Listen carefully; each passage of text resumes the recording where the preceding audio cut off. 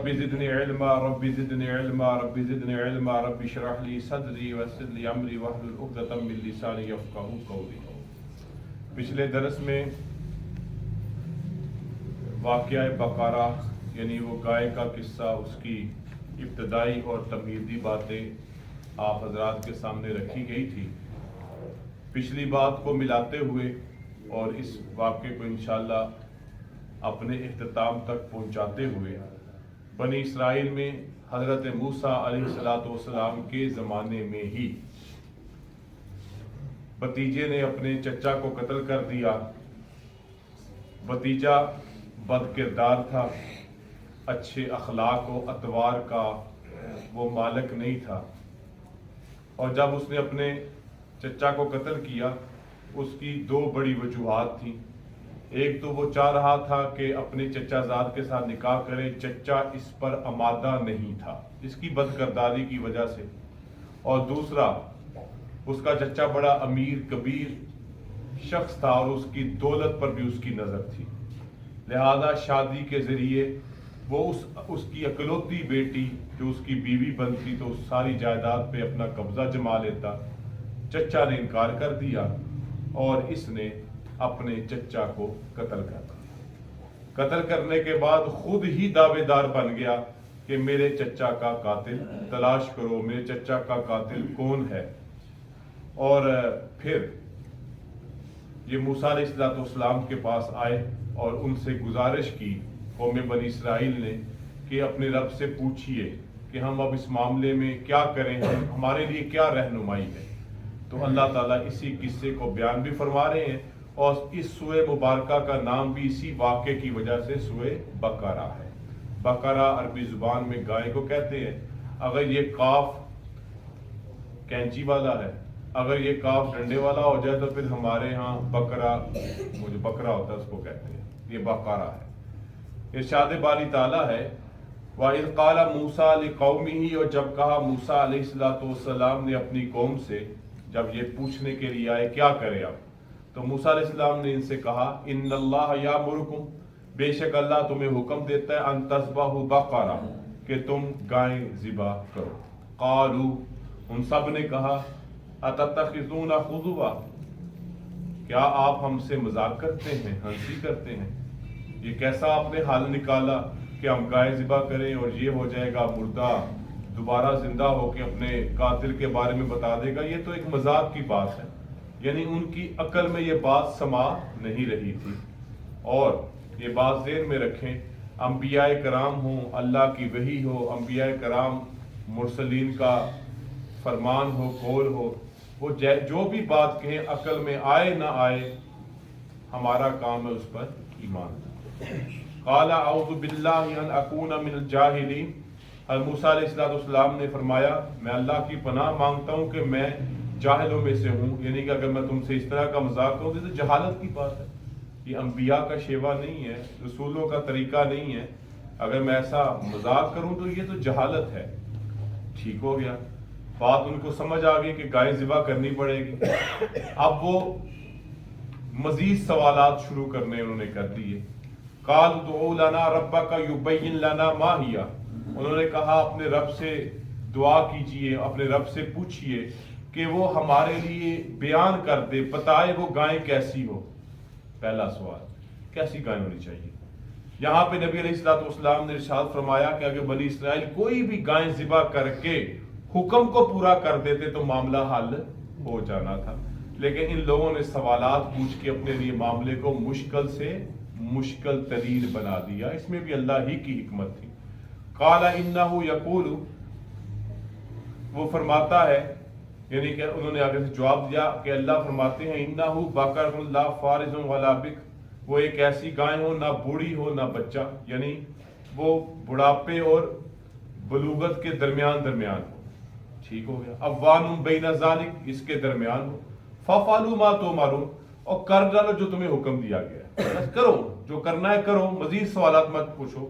قالوا ادع لنا ربک یبین لنا ما لونھا، اگلا سوال جڑ دیا انہوں نے۔ اب کہتے ہیں جی کہ اپنے رب سے یہ بھی پوچھ لیجئے کہ وہ بیان کر دے ہمارے لیے کہ اس کا رنگ کیسا۔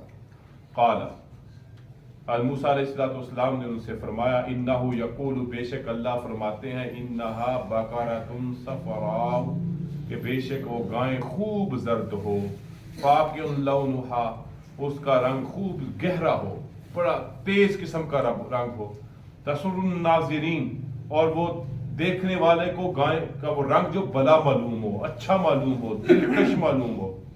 ٹھیک، یہ بھی مسئلہ حل ہو گیا۔ پہلے عمر کا مسئلہ حل ہوا، پھر رنگ کا مسئلہ حل ہوا۔ اگلا نیا سوال، قالوا ادع لنا ربک یبین لنا ما ہی، پھر انہوں نے اگلا سوال پوچھا اپنے رب سے، پھر رابطہ کیجئے، ان سے دعا کریں، ان سے پوچھیں کہ وہ بیان کر دیں کہ وہ کس قسم کی ہو۔ ان البقرہ تشابہ علینا، بے شک گائیں ہم پر مشتبہ ہوتی جا رہی ہے، مشکل میں پھنستے جا رہے ہیں۔ مشکل میں تو خود اپنی کرتوتوں کی وجہ سے پھنس رہے تھے، اللہ تو نہیں ان کو پھنسا رہا تھا، یہ خود سوالات سے پھنس رہے تھے کہ یہ کیا کریں، مشتبہ ہو گئی ہے۔ وَإِنَّا إِن شَاءَ اللَّهُ لَمُهْتَدُونَ، اور اگر اللہ نے چاہا تو ہم ضرور پتہ لگا لیں گے، پتہ کر لیں گے گائے کی پوری خوبیاں۔ قالا، حضرت موسیٰ علیہ السلام نے فرمایا انہ یقول، بے شک اللہ فرماتے ہیں انہا بقرۃ لا ذلول تصیر الارض، کہ بے شک گائیں ایسی ہو کہ محنت کرنے والی نہ ہو، یعنی کہ حل میں نہ جوتی جاتی ہو، یعنی کہ وہ اس کام میں استعمال نہ ہوتی ہو زمین کو جوتنے کی، تصیر، یعنی کہ وہ اس کام میں استعمال نہ ہوتی ہو زمین کو جوتنے کی، تصیر الارض، زمین میں کھیتی کرنے کی، ولا تسقی الحرث، اور نہ ہی وہ کھیتی کو پانی دیتی ہو۔ یہ جو راہٹ چلتا ہے، گائیں یا کوئی بھی جانور گھومتا ہے اس سے پانی نکلتا ہے اور کھیتوں کے سراب، یہ دونوں کام بھی کرنے والی نہ ہو۔ مسلمۃ لا شیۃ فیہا، اس میں کوئی داغ نہیں، کوئی کسی ہر طرح کے عیب سے پاک ہو۔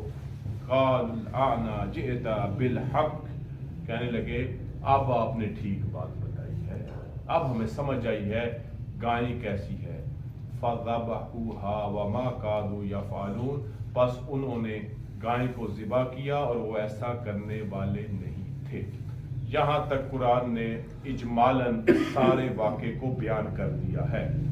تفاسیر میں، خصوصاً تفسیر مظہری میں اس واقعے کو، اور باقی تو مفسرین نے بھی بڑے شرح و بسط کے ساتھ بیان کیا ہے کہ وہ گائے پھر کہاں سے ان کو ملی۔ واقعہ اس طرح سے ہے، ایک بڑا نیک شخص تھا، نیک شخص صالح آدمی تھا، اس کا ایک بیٹا تھا بہت کم عمر، اور اس کے پاس ایک گائے کا بچہ تھا۔ جب اس ایسی بیماری میں مبتلا تھا کہ وہ قریب المرگ تھا، اس کو اندازہ ہو گیا کہ اب میں زیادہ دن زندہ نہیں رہوں گا، اس نے اس گائے کو ایک جنگل میں، گائے کے بچے کو جنگل میں چھوڑ دیا، ایک بچہ تھا اور ایک اس کی بیوی تھی بس، اور اس اللہ کی دعا کے ساتھ، اللہ سے دعا کرتے ہوئے، اللہ میں تجھے تیرے اس گائے کو تیرے حوالے کرتا ہوں، اور جب یہ بڑی ہوگی نا، یہیں پہ چرے گی، یہیں پہ رہے گی، جب یہ بڑی ہوگی تو پھر تو میرے بیٹے تک اس کو پہنچا دینا، ابھی وہ اتنا چھوٹا بچہ ہے کہ وہ گائے والے معاملات کو سنبھال نہیں سکتا، اور بیوی بھی اس چیزوں سے ناواقف ہے۔ اب وہ گائیں اس جنگل میں چرا کرتی تھی، کوئی بھی اس کے قریب آتا ڈر کے بھاگ جاتا، اللہ تعالیٰ کی حفاظت میں تھی، اور اس صالح مرد نے مرتے مرتے اپنی بیوی کو بتا دیا کہ میں گائے کو فلاں جنگل میں چھوڑ آیا ہوں، جب بیٹا بڑا ہو، گائے کو سنبھالنے کے قابل ہو تو پھر تم اس کو بتا دینا، اگر اللہ نے چاہا تو یہ گائیں ہمارے پاس یا ہمارے بیٹے کے پاس واپس لوٹ آئے گی۔ وقت گزرتا گیا، بچہ جوان ہوا، بچہ جب جوان ہوا تو اس کے معمولات کیا تھے؟ رات کو وہ 3 حصوں میں تقسیم کرتا تھا، رات کو 3 حصوں میں تقسیم کرتا تھا، رات کا ایک حصہ سوتا تھا، ایک حصہ اللہ کی عبادت کرتا، بنی اسرائیل میں سے ہی تھا لیکن ایک الگ بستی کے رہنے والا تھا، اور ایک حصہ صرف اپنی ماں کی خدمت کے لیے مخصوص تھا۔ آپ ایسے کہہ لیں ماں لیٹی ہوئی ہے تو رات کا ایک حصہ اس کے پاؤں دبا رہا ہے، سر دبا رہا ہے، اس کی خدمت، اس کی ضرورتیں پوری کر رہا ہے، دوسرے حصے میں سو رہا ہے، تیسرے حصے میں اٹھ کے اللہ کی عبادت۔ صبح اٹھتا، اس کا کاروبار زندگی کیا تھا، معمول زندگی کیا تھا؟ وہ صبح اٹھتا، جنگل میں جاتا، لکڑیاں اکٹھی کرتا اور اس کو بیچ کر اس سے جو اس کو کمائی حاصل ہوتی اس کو بھی 3 حصوں میں تقسیم کرتا. ایک حصہ اللہ کی راہ میں خرچ کرتا, ایک حصہ اپنی ذات پہ خرچ کرتا, تیسرا حصہ اپنی ماں پر خرچ کرتا. اسی طرح اس کا سلسلہ چل رہا تھا. جب ماں نے یہ سمجھ لیا کہ اب یہ اس قابل ہو گیا ہے کہ اس کو میں بتا دوں کہ تیرے باپ نے تیرے لیے کیا تدبیر اختیار کی تھی اور مجھ سے کیا کہا, وہ اپنے بیٹے کو کہتی ہے فلاں جنگل میں جاؤ, گائے کا اس طرح رنگ ہے جیسے زرد دھوپ کی طرح رنگ ہوگا اس کا, دیکھنے میں بڑی خوبصورت سنہری سی ہوگی. تم نے وہاں پہ جا کے یہ پکارنا ہے, اے ابراہیم و اسماعیل کے رب میری گائیں مجھے واپس لوٹا دے. اے ابراہیم و اسماعیل کے رب میری گائیں مجھے واپس لوٹا دے. اس نے ایسا ہی کیا, گائے اس کے پاس پہنچ گئی اور اس نے پکڑی گائے اور اپنے گھر لے آیا. چند دنوں کے بعد ماں نے محسوس کیا کہ گائے گھر میں ہونے کی وجہ سے اس کو ذرا اپنی دنیا کے دوسرے معاملات کمائی شمائی میں مشکل ہو رہی ہے. اس نے کہا بیٹا اس گائے کو بیچ دے. اس وقت گائے کی قیمت عام جو ایک اس کی قیمت چلتی تھی مارکیٹ میں وہ تھی 3 دینار. 3 دینار کا آج کے حساب سے سمجھ لیں 1 تولہ سونا. آج کے اعتبار 1 دینار تقریباً 3-3.5 ماشے کا ہوتا ہے. 3 دینار ہو گئے تو 11 ماشے تقریباً 1 تولے کے قریب بنتا ہے. لیکن بیچنے سے پہلے مجھ سے پوچھ لینا کہ اماں جی بیچ دوں. 3 دینار قیمت اجازت بھی دے دی لیکن پوچھ پھر بھی لینا. اللہ تعالیٰ نے بیٹے کی اس آزمائش کے لیے ایک فرشتہ مقرر کر دیا. وہ آیا, کہا جی میں یہ 3 دینار آپ کو دیتا ہوں, آپ گائے مجھے دے دیں. اس نے کہا میں دینے کو تو تیار ہوں, پہلے میں ذرا اپنی اماں جی سے پوچھ لوں. اس نے کہا اماں جی سے کیا پوچھنا ہے, تجھے مارکیٹ ویلیو مل رہی ہے, کیا ضرورت ہے. انہوں نے کہا نہیں پھر بھی میں پوچھوں گا. انہوں نے کہا پوچھنا کیا ہے, تم مجھ سے 6 دینار لے لے, مجھ سے 6 دینار ڈبل قیمت. اس نے کہا نہیں پھر بھی میں اپنی والدہ سے پوچھ کر یہ گائیں تمہیں بیچوں گا. وہ گائے پکڑے واپس آ گیا, ماں سے کہا. ماں نے کہا ٹھیک ہے 6 دینار میں اگر وہی گاہک دوبارہ آ گیا تو بیچ دینا, لیکن مجھ سے ایک مرتبہ پھر پوچھ لینا. یہ اللہ کی طرف سے والدہ کی اطاعت و فرما برداری کا ایک آزمائش اور امتحان تھی. اس فرشتے نے جاتے جاتے نصیحت یہ کر دی کہ اللہ تعالیٰ نے تمہارے لیے ایک وجہ بنا دی ہے, بنی اسرائیل میں فلاں بندہ قتل ہوا ہے, تم نے اس گائے کو اس قیمت پر بیچنا ہے کہ ایک ترازو میں اس کو تولا جائے گا اور دوسرے میں سونا چاندی رکھا جائے گا. اس نے کہا ٹھیک. اب اندازہ لگائیں کہ وہ شخص کتنا امیر ہوگا کہ جو قتل ہوا ہے اور اس کے قاتلوں کی تلاش کے لیے کتنا سرمایہ بھی خرچ کیا جا رہا ہے. بہرحال یہ بنی اسرائیل ڈھونڈتے ڈھونڈاتے اس گائے تک پہنچ گئے جو ان کے سوالات کے مطابق پوری اترتی تھی, جو انہوں نے اللہ سے سوالات کر کے فرمائشیں کروا کے. اور اللہ تعالیٰ نے یہ دیکھیں یہاں پہ اس گائے کے جو بچہ مالک ہے وہ نوجوان, اس ہمارے لیے 2 سبق ہے. نیک لوگوں کی اولاد ہو اور وہ نیک ہو, اللہ تعالیٰ زندگی میں کبھی ان کو رسوا نہیں کرتا. اور ایک والدہ کی فرما برداری میں بھی اللہ تعالیٰ دنیا اور آخرت میں بہت بڑا اجر عطا فرماتے ہیں. یہیں پہ مفسرین نے ضمناً ایک قصہ بیان کیا ہے. یہ اس لڑکے کو دنیا میں اجر مل گیا کس وجہ سے, اپنی والدہ کی خدمت اور فرما برداری کی وجہ. ایسے ہی حضرت موسیٰ علیہ السلام نے اپنے رب سے عرض کیا اللہ مجھے جنت میں اپنا ہمسایہ دکھا, میرا ہمسایہ کون ہوگا, جنت میں جاؤں گا میرا ہمسایہ کون ہوگا. اللہ نے فرمایا فلاں کسائی, فلاں کسائی. حضرت موسیٰ علیہ السلام بڑے پریشان ہوئے, وہ تو ایک عام سا انسان ہے, ایک کسائی ہے, وہ میرا ہمسایہ جنت میں کیسے ہوگا. اب حضرت موسیٰ علیہ السلام اس کے معمولات دیکھنا شروع ہو گئے. وہ کیا کرتا, جانور ذبح کرتا, اس کا گوشت کا بہترین حصہ علیحدہ کر لیتا, باقی بیچتا. وہ جو بہترین حصہ جو جس کی قیمت یقیناً باقی گوشت کے مقابلے میں لوگوں کے ہاں زیادہ ہوتی, وہ جب بیچ کے گھر آتا اس کو پکاتا, اپنی والدہ کو جو بڑی ہی کوڑ جیسی بیماری میں مبتلا تھی اس کی خدمت کرتا, اس کو کھلاتا, اور جب وہ کھاتی تو پھر یہ خود کھاتا تھا. تو اللہ رب العزت نے حضرت موسیٰ علیہ السلام کو کیا دکھایا کہ اپنی والدہ کی خدمت پر اللہ تعالیٰ کسی شخص کو کسی نبی کا جنت میں ہمسایہ بھی بنا. تو لہذا تو یہاں پر بھی ایسا ہی معاملہ ہوا. گائیں انہوں نے لی، خریدی، قیمت ادا کی، لے کر گئے. اب مفسرین یہاں پہ بیان فرماتے ہیں. یہاں پہ میں ایک بات عرض کر دوں کہ اتنی تفصیلات میں قرآن نہیں جاتا. قرآن اجمالی چیزیں سامنے رکھتا ہے اور پھر کہتا ہے سبق حاصل کرو. اب اس واقعے میں اس گائے کے گوشت کا کون سا حصہ لگا، اس میں ہمارے لیے ضرورت ہی کیا ہے؟ بعض مفسرین نے کہا زبان ہے یا اس کی تم ہے، باقی اللہ بہتر جانے. اب جب وہ گوشت کا ٹکڑا لگایا گیا، وہ جناب چاچا جی اٹھے، انہوں نے کہا مجھے میرے بھتیجے نے قتل کیا ہے، یہ کہہ کر دوبارہ فوت ہو. میں نے اتنا ہی ان کو موقع ملا. تو یہاں سے اللہ رب العزت اس واقعے کو بیان کرنے کے بعد ایک اور چیز ہمیں بتا رہے ہیں کہ اللہ تعالی جہاں پر ایک تدبیر کے ذریعے سے جو حضرت موسیٰ علیہ السلام کو بتلائی قوم کی رہنمائی کے لیے ایک انسان کو دوبارہ زندہ کر رہے ہیں، تو وہ اللہ ان اللہ علی کل شیء قدیر، وہ اللہ تعالیٰ اس شے پر، ہر شے پر قادر ہے کہ وہ مردوں کو دوبارہ زندہ بھی فرما سکتے ہیں. اور یہ واقعہ ایمان بالآخرت کے ضمن میں بھی ہمارے لیے اشارتاً ایک سبق اس میں موجود ہے. انہوں نے ایسا کیا، بیٹا معلوم ہو گیا، اب جناب اس کو جو بھی سزا دی انہوں نے دے دی. اب یہاں پہ ایک اور مسئلہ نکالا، سمجھیں.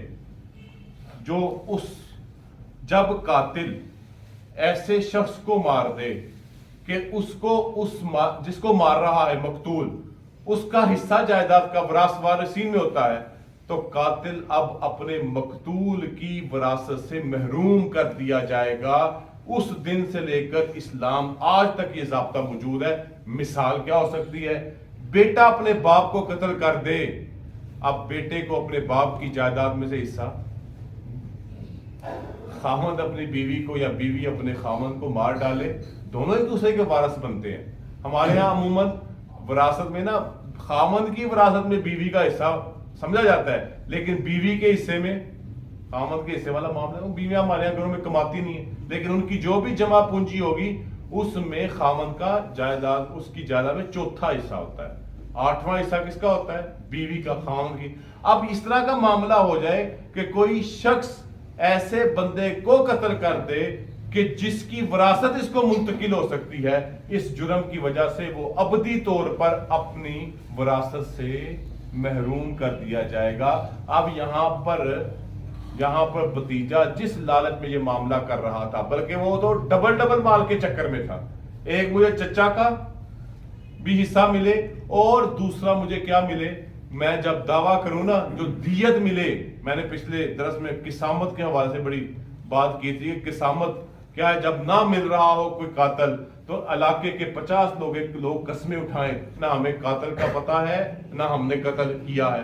ٹھیک ہو گیا. اب کیا کریں، یہ 50 لوگ سارے مل کے دیت کی رقم اکٹھی کریں اور قاتل کے ورثاء کے حوالے کریں، کیونکہ اسلام کسی بھی ایک انسانی زندگی کے رائے گاں جانے کو جائز و درست. ماحول ہماری سوسائٹی میں ہو جائے، ہمارے علاقوں میں ہو جائے، ہم ایک دوسرے کے ضامن بن جائے، صرف قتل میں نہیں، چوری چکاری میں بھی، ڈاکو ڈکیتی میں بھی، نقصان میں بھی. پھر یقین جانے ایک ریاست، ایک سوسائٹی فلاح والی ریاست بن جائے، وہ دوسرے کا خیال رکھے.